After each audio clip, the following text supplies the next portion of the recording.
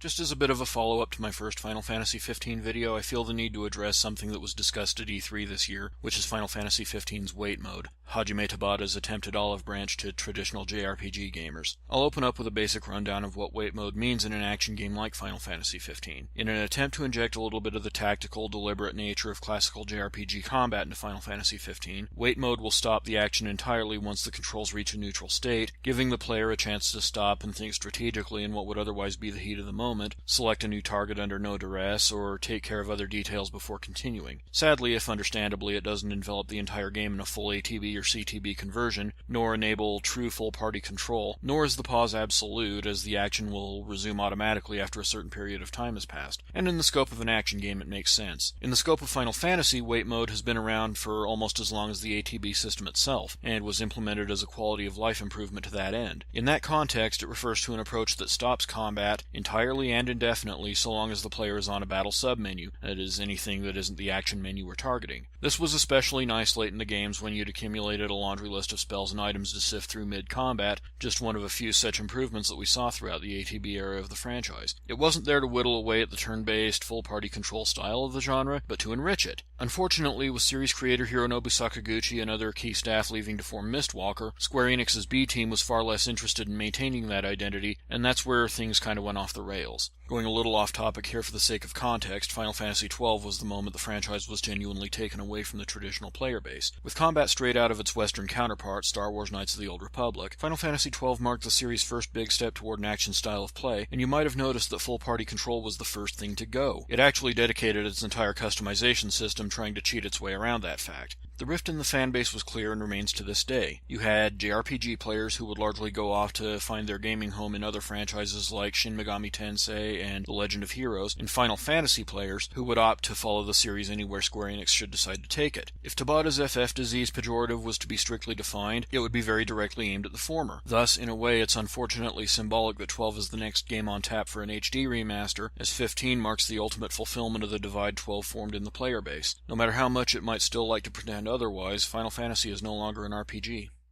Yes, Wait Mode is a technical compromise, Final Fantasy XV meeting players halfway between itself and the classical JRPG genre. However, that halfway point is still light years away from said genre, and that's what Tabata doesn't seem to get. The occasional breather isn't all that the doctor ordered for Final Fantasy XV, but the complete package, the ATB system that necessitated Wait Mode in the first place, full party control, deep, well-thought-out combat. The argument about classical JRPGs being archaic and outdated doesn't hold any water with the genre still being so prevalent, and Final Fantasy could be working wonders to prove just how well those games can hold up in modern times when given the right team and the right budget. Instead, it's becoming an object of opposition, ashamed of its own history, doing everything it can to resemble the games that an entire section of the gaming public was trying to get away from when it found its way to JRPGs years ago. So please, Tabata, just stop. Make your game for the AAA mass market audience you're after, but leave the rest of us alone. This is already depressing enough.